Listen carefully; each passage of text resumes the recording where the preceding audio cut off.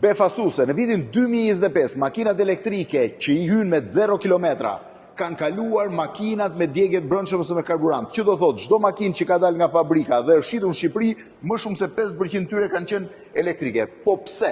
Janë të Electric Cars Albania për të bërë vetëm një krahasim. Çelësi i parë përveç teknologjisë është çmimi.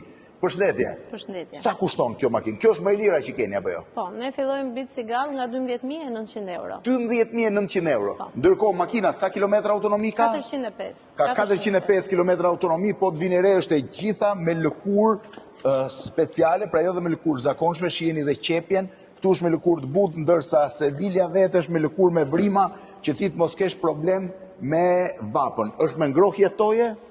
Po, kjo makinë është me ngrohje ftohje. Me kamera 360 gradë. Me kamera 360 gradë, 400 km autonomi, po cila është logjika?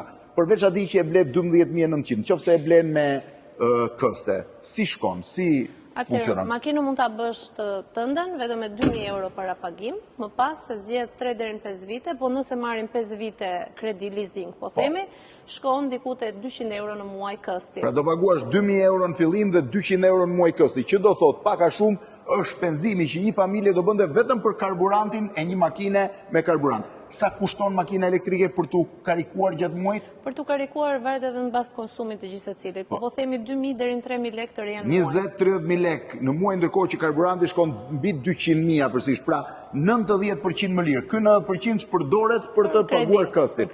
Ja pse makinat elektrike kanë kaluar për herë të parë makinat me djegje të brendshme. Është e gjitha llogari. Ju e së mbarë. Faleminderit.